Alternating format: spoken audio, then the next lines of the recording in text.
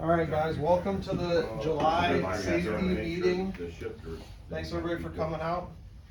We're going to do things a little different today. We're going to start doing a video in between, and then it's going to go count towards your JJ Keller credits. So eventually we'll start doing the hazmat training courses, and then that will count towards our every 3-year hazmat requirement.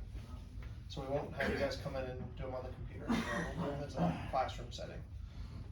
Alright, so today we're going to talk about slosh tests, injury prevention, and control room procedures. This will be fun stuff. Alright, so when you guys do a slosh test, what are you guys trying to do? Make sure your dome is tight. Make sure your dome's tight. Not leaking. How fast do you guys usually go when you are doing a slosh test? 10 miles an hour. About 10? You know, just come on. You know, idle speed, jam on the brake. Okay. So, here we go. Compliance with regulation ensures that all slosh tests are conducted in compliance with relevant local, regional, and national registration guidelines for tankers and trailers. So these may include transportation authorities, safety agencies, or specific industry standards. So when you're doing a slosh test, you want to make sure you guys have your right PPE on. So make sure, you guys know if you're under the rack, you gotta have your face shield, you gotta have your hard hat, you gotta have your boots, you gotta have your gloves, hearing protection, whatever you need. Long sleeve. Okay, so make sure you're in a safe testing area. Where are we doing our slosh test at, guys? Outside the containment area. We're doing our under the rack. We're doing our slosh test in containment area. Okay, so you guys have seen this probably a million times by now, but I want you guys to get good at starting to turn these things in. With every paperwork you turn in, make sure you guys have it signed, because that's going to show us that you guys are doing it and you guys are being diligent with your Can we work. get extras in there too, though? Yeah. We'll get short. We'll get as many as you guys need. Okay, so progressive speed, like I said, you want to begin the slosh test at low speed and gradually set your brake. Some people can perform various maneuvers to make sure that, everything's normal in the tank and that, there's no odd behavior, no weird sounds or no weird shakes or movements. Next document. So we want to make sure we're turning these in with our paperwork. We want to make sure that we're checking off all the lists. So this list isn't just for us to turn in at the end of the day. It's for you guys to go through every time and make sure that we're hitting all of these points. So we gotta turn one of them in. I would like you to, yes. Get one to US Steel and keep one for us. But you gotta Well, get one since to you the leave guard. that right, you gotta give Yeah. one to God. Well, I'll give you guys extras. All the extras you guys need. We'll give them to you. Well, you want to spell out 2 of them? No, if you guys are a US Steel and they require you to turn one in, just give it to them. Oh, But I okay. would like to see at least, from when you load all right here, I'd like you to turn one in. Okay, so injury prevention around tankers. So I got a short little video for you guys. And this will count towards your JJ Keller credit.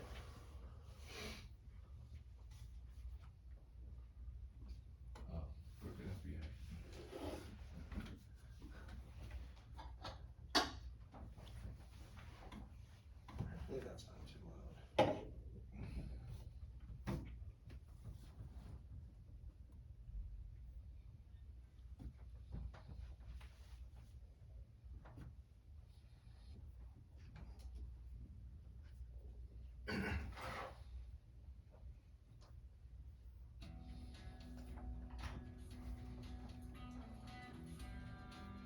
As a CMV driver, there are a number of ways you can injure yourself while on the job. Whether you're moving around your rig, driving, loading or unloading cargo, coupling or uncoupling your trailer, or working in extreme weather conditions, there are plenty of instances you may get hurt if you're not careful. And working with tankers puts you at an even greater risk of injury due to the dangers associated with a tanker and its contents. Drivers who take steps to recognize and avoid risks and to adopt safe practices while working around tankers are better equipped to avoid preventable injuries. First, climbing onto and off of a tanker presents obvious hazards, considering how tall tank trailers are. Tanker drivers are constantly climbing up and down cargo tank ladders when performing tasks like loading, unloading, cleaning, sampling contents, and checking the outage. Inspect the tank ladder and its mountings the ground beneath, and the overall trailer condition each time before you climb. Make sure there are no visible damages and the rungs are clear of snow, ice, mud, or other debris. Remove any buildup that could cause you to slip and report any damage immediately. Use 3 points of contact and always face the trailer when climbing tank ladders. Grip rails and handholds firmly and step squarely on the rungs with each step. Never carry anything in your hands when you climb. If you need to bring tools with you, put them in your pockets or carry them in a tool pouch around your waist. What you're wearing when you climb can have as much of an impact on your safety as how you climb. Dress in high visibility clothing, especially at night or in high traffic areas. Wear good fitting, slip resistant gloves for a better hand grip and slip resistant shoes with a good tread. And be sure your shoes are He tied needs a tightly boot voucher. so your Wearing additional personal protective equipment, or PPE, like a pair of safety glasses and a hard hat, can help protect you from being injured. Depending on the tank's current content or even its previous contents, you may also need to wear additional PPE like respiratory protection or a hazmat suit. Once you reach the top of the tank, inspect the catwalk or designated walking area before stepping off the ladder. Be sure it's clear of snow and ice and look for any signs of damage, spilled product, or any other potential hazards. When measuring the load quantity, sampling the cargo, or performing any other necessary duties on top of the tank, stay low. Avoid standing on the top of the tank to work, as doing so increases your chances of falling off if you slip or trip on anything. When on the top and opening the tank, keep your face away from the opening to prevent being overcome by fumes. Wear respiratory protection to avoid breathing in vapors from the tank's contents or its previous contents. If you need to perform any duties that require you to stretch out beyond the designated walking area, don't. If your belt buckle goes beyond the edge of the platform and you aren't wearing fall protection, you've gone too far. Ask for assistance in reaching an area that is an unsafe distance outside of the designated walking area. When you're finished on top of the tank, descend the ladder slowly. As tempting as it may be, don't risk injuring yourself by jumping down from the tank ladder. Always look before dismounting the last rung of the ladder, and do so cautiously. Keep both hands on the ladder until both feet are planted firmly on the ground. Now, loading and unloading the contents of a tanker is obviously much different than moving cargo onto or off of other trailers. Before you begin, get yourself familiar with the product you'll be hauling, the hazards involved with it, and what you can and cannot do if a leak does develop. This information can be found on the Safety Data Sheet, or SDS, provided to you by the shipper in the Emergency Response Guidebook, or it can be provided to you by contacting your company. When you're comfortable with the product, initiate the loading process. Some tankers are loaded from overhead, and others are loaded using hoses. Either way, turn off the ignition and pocket the keys before the loading process begins. When hauling product with highly volatile vapors, disconnect the battery and keep sparks and open flames away from the vehicle as an added precaution. Then inspect the hoses and gaskets to be sure they're designed and rated for the product and are in good condition. This will help prevent leaks, ruptures, and failures during the loading process. If you're going to use an auxiliary pump on your truck for loading, make sure you know how to operate the auxiliary pump correctly. Inspect it before use. Determine the maximum RPMs and pressure it can operate at. Avoid any dangerous moving parts in the pump, and shut the pump down quickly in case of an emergency. If you need to climb loading racks or some other type of racking to load or unload, take the same precautions as you did when climbing the tank ladder. Then, connect any overflow protection and grounding systems, and lift with your legs when moving the vapor hose and the filling hose into position. Take your time, and keep your hands clear of any pinch points when you connect the hoses and work the couplers. Before the transfer begins, verify all valves are in the correct position. At times, you may need to open valves under pressure. Use your whole body when turning the valve to keep from injuring your shoulders and back. Open slowly to help keep the pressure stabilized. After the contents have been loaded into the tank, shut off the valves, drain the hoses, disconnect them, and then cap them for storage. Once the loading process is complete, inspect the tank again for leaks and damage before you depart, and again throughout your route. This can help you avoid emergency situations and fines associated with being out of compliance. When you get to your drop-off location, you'll want to take the same precautions when unloading your tanker's contents as you did when you loaded it. Wear the appropriate PPE, inspect your equipment thoroughly before use, be cautious when connecting and disconnecting the lines and hoses, and use any pumps correctly. Be sure to connect the grounding cable to prevent any chance of electric shock during the transfer of the product. Also, make sure the vents are open for unloading and any vapor recovery connections have been made. Closely monitor the unloading process so you're ready to head off any dangers before they become serious problems. When finished unloading, check to be sure the tank or compartment is empty or the proper amount has been offloaded if you're not completely emptying the tank at the customer. Also, verify the hoses have been drained entirely before capping them and putting them away. If you need to make an emergency stop to service something on your tank or when on the road, wear high visibility clothing and always keep an eye on traffic. Be aware of your surroundings and have an escape route in mind. Remember, sometimes your best option will be to dive under your trailer to avoid being struck by oncoming traffic.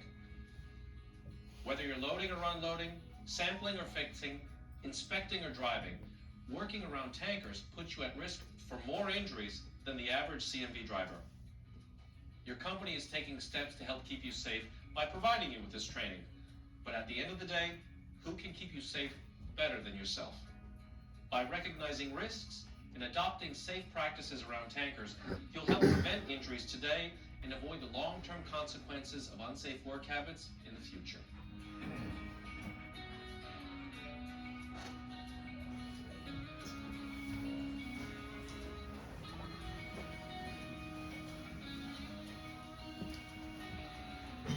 Alright.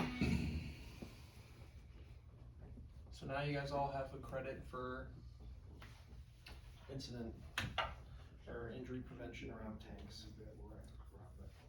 I know some of that information doesn't necessarily apply to us. I wouldn't expect you guys to disconnect the battery, so I wouldn't even try and do that, but there was some good stuff incorporated in there. Anybody have any good takeaways? Yeah, I got a stupid question. Sure. You said not to walk up or come down with that shit in your hand? Yeah. You supposed to put the sample bottle in our pocket? We'll get you a purse. Make sure the captain. Give you a man first. You know, I don't Oh, know. you want that captain? You fall right. You gotta throw it up there for you. You gotta throw it up there. Throw it high up in the air, climb down safely, and Gotcha. catch it. Alright, thank you guys for watching that. Alright, so now we're gonna talk about control room procedures. So up to right now, what do you guys do when you get to Portage or here, Burns Harbor, and you guys are loading? Hope to answer the phone. Hope they answer the phone. Set the shit down and grab So it. right now Yeah. our operation is kind of like, you know, go up there, put the sample down, And wake them up. and wait them up. But if they don't get it in a timely manner, we leave because we can't sit around and wait all day. What do they consider in a timely manner? I mean, I figure if I've been up here for about a minute and a half, that's way too long. Well, normally they'll give us a call. You know, even if you know you already make it all the way to Delta, and they give you a call. But we've got a new process that we're moving forward with when we are loading and unloading here at Portage and Burns Harbor. The thing of it is, we know the driver's gonna get screwed in the entire process of this. It's not gonna be put on them, it's gonna be put on us. This is actually a form that's going to help us point the finger further at them. So all I'm asking you guys to do is when you give the operator your sample, wait 15 minutes. And after that 15 minutes, if they don't have it, you go. You do your But thing. they tell you, just leave your paperwork and go. Well, they tell you that, but now I'm putting a liability on you guys to wait at least 15 You want minutes. us to wait up there or get in the truck and wait? Wherever you want to wait, that's your guys' call, but I want 15 minutes. Does it depend on which 15 mill? minutes can end up to 2 hours. This Burns Plant Harbor problems, Portage. plant problems. No, I mean which mill it's going to. So there it is. So they have a list of all of our customers that are sensitive on the spec. So of course, You know, when you go to US Steel, they don't really care what they think. But if you're going to SDI or if you're going to Butler or Delta, with the iron. they really care. So I can't have you guys leaving right after you put the sample down and then those guys not calling you, and then you get all the way to Delta and they reject it. And then what do you have to do? Turn around all the way back. So now we're gonna try, we're gonna hope that they follow through with their part of the deal. And by us waiting 15 minutes, hopefully it's going to give them enough time to run the sample and give us an appropriate iron sample and concentration sample. Well, I can see where that's gonna come. Oh, he didn't wait 15 minutes, he just threw it up there and left. Well, I mean, that's the standard response you're gonna And get from here's every the single thing. one of them. we, 10 o'clock. once they do whatever they do, if they're, you know, if it's longer than 15 minutes, you let one of us know and it's an automatic call to Andrew. Because when they got plant problem, you have me waiting 2 hours. I There's mean, the problem. I know it happens, guys, but What's gonna I wanna hear all about it, okay? If you're waiting 15 minutes, you write it on your trip sheet, okay? Cause I'm gonna send an email tomorrow, or whenever I get in, to Shane, to Andrew, I'm gonna be like, hey, this is what happened last night, what's going on? And we're gonna start holding these guys accountable for what's going on over there. I know that in the past, it hasn't been always like that, but that's the way we're moving forward. Just send Shane, just skip right over Captain No Balls, he ain't gonna do anything anyway. Alright, So I have a question, so if they wait their 15 minutes and they don't get their answer, do they still go to Butler anyway? Yeah. They leave. So if you get rejected, it's. If you get rejected, it's not on you, cause you did your due diligence, you waited your Well, they 15 could tell that minutes. you didn't leave if the truck's there, cause you guys could tell where the truck is at any time. I know how long you guys are I'm sitting. just saying is that if you go up there and wait your 15 and come down and leave, you know, they can't say, well, he just threw it down and left, because you guys could see the truck's there, right? Yeah. You could tell the truck. I know was that there. you have been there 15 minutes. Yeah. I can tell what time, and all you gotta do is write on your little trip sheet, you know, waited my 15 minutes. And then you're clear. So if you go to, Yeah, when you swipe out the gate too. if you then get to Delta and they don't call you and it's been past your 15 minutes, it's 100% on them. So what do you want us to do if they do call us and we're halfway to Delta? Just turn If around? it's bad, turn around. If it's bad, turn around. See what text levels. Yeah, yeah. I mean, you know not to take that Yeah. product to Delta. But if they call you halfway and you're good, then good. But if it's only off like a tenth or whatever, if you call Boo Boo, usually he'll clear it, but you can't do it yourself. You use your discretion, call Boo Boo if you have to. Usually you guys know what would pass and what wouldn't pass. Alright, now we're on to our next bit of business here. Gaskets. Are any of you guys using impacts? No, but you can give me one of them. Yeah, Maybe I got one, but I don't use it on Maybe the for truck. Christmas. Guys, we should not be using impact guns. Absolutely not. And nowhere in our job should we even have these things on us. All the contractors got them. VVS Other drivers people. got them. All the contractors, everybody's got them besides us. Well, And you steal I it, know- you just walk I'm it, not worried they about- cave out the hole. I'm not worried about the contractors. I'm worried about Why is that? I mean, why is not use that?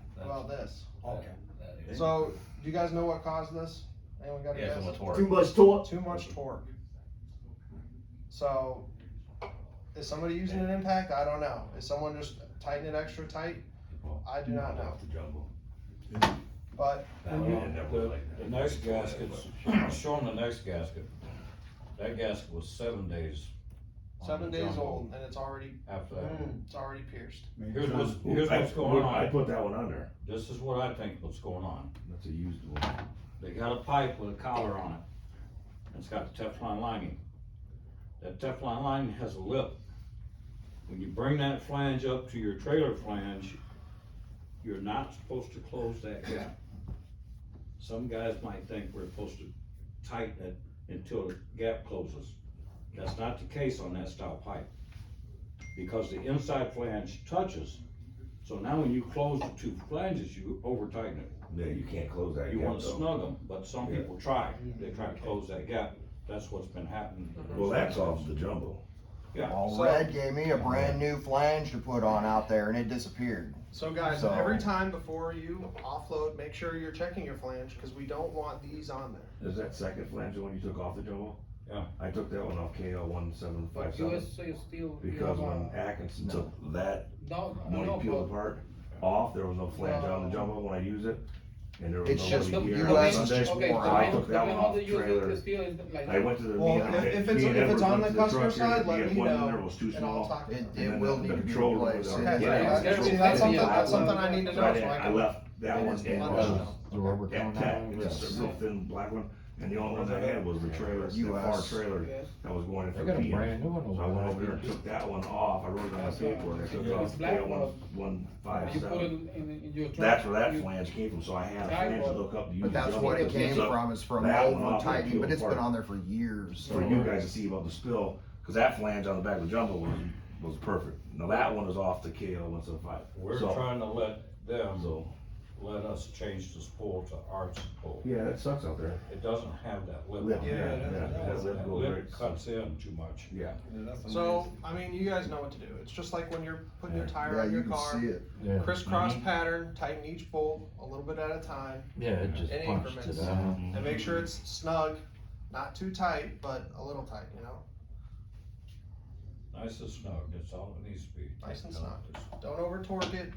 We don't need to be, But some Cranking- guys, cranking down on some those guys things. aren't familiar with those swivel flanges and a Teflon pipe. They won't close. That's the one that has it, is tag. Yeah, it's the only one that has it. That's the only one that has it. alright, as always, here's our truck numbers. Make sure we're using our PTO when idling. Make sure we're using fuel from the plant unless you need to go to the truck stop. I mean, you know, guys, you can get wherever you need to go pretty much from filling up here. I mean, I understand emergencies, but we need to start using our fuel. The biodiesel and the cost from truck stops is just ridiculous. Yeah. Alright. Miscellaneous, make sure you're wearing your PPE, make sure you're adding inhibitor. If you're going inland, you guys know what to do. Make sure you're removing your samples from the trailer every day, SP numbers. If you're going to SDI, let me hear you say it. What do I need? Scale tickets. I need your scale ticket every time. When you scale in, when you scale out. If you're bringing RA, you need a ticket. When you're leaving, you need a waste ticket. I need 2 tickets every time you go there. Alright, here's some fun little stickers. Alright, so the CVSA Brake Safety Week is scheduled for August 20th through 26th. I believe they're gonna have some checkpoints. I'm not exactly sure where they're gonna be, but Timmy sent this list to me. They're gonna be checking for missing, non-functioning, loose or cracked parts, checking contaminated, worn, cracked, missing linings or pads, listening for audible air leaks. So guys, we need to make sure our equipment is looking good because we're likely to be stopped in one of these tracks. Alright. Alright, next ticket on the docket, no aerosol. We're getting rid of our aerosol. The auditor came in and she was like, well, if you have aerosol cans, you need to mark it as a certain waste product when we're disposing our air cans, so we're just gonna go without air cans. Oh darn. We're gonna use products that, are similar but don't require compressed air or aerosol. So, clean your truck, boys. Alright, make sure you're using the pink soap. We got nice trailers, we got nice trucks, and we give you guys ample amount of time to do whatever you guys gotta do. So make sure you're stopping at the truck wash. Make sure your equipment is looking good. I mean, that's your guys' office. You're in your truck every day. How many washes we get a month? As many as you want. Oh, okay. I think You you're all said right. that. If we're gonna allow to, we. You fuckers Wait, don't you do got a lot to shiny. make up for it. Where's the pink soap at? Yeah, where's the pink soap at? You bring a gallon out there and it disappears in 5 minutes, so. We will make sure, if ever there's not any pink soap out there, let somebody know. You put it there on Monday at Is it on 9 the AM, spray? by 11 it's gone. It's gone. We should have one out there, Okay. okay? No, I just. If it's gone, good, I'm glad.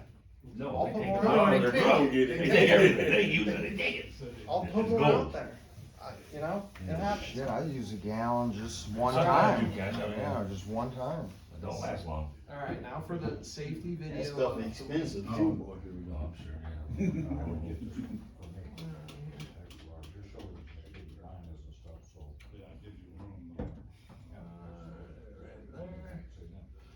Alright, so,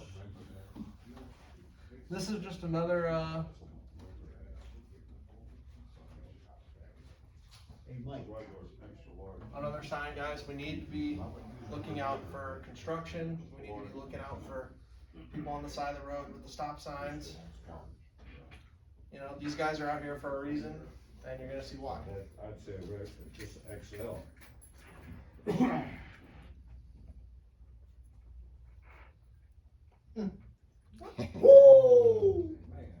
Dude. Damn. That was He must be exciting. playing on his Yeah. phone. He was asleep, who knows what that guy was doing, alright? He was texting. He was doing something, that's for sure. He was trucking. He was trucking on it, man. Alright, so make sure we're going slow, make sure we're looking out for those guys who are doing their due diligence out on the side of the road with their stop signs. Alright, Hey, Wayne. Look at Roger. alright. So, thank you guys. Remember, the last day for fit tests is tomorrow. They'll be here at 1 p.m. So if you don't have your fit test done yet, get there. didn't you see that video? Hey, I had him dance around. Hooked him up to emo nitrate. Alright, thank you guys. Yep, see. Look at Roger doing the crew. I don't know what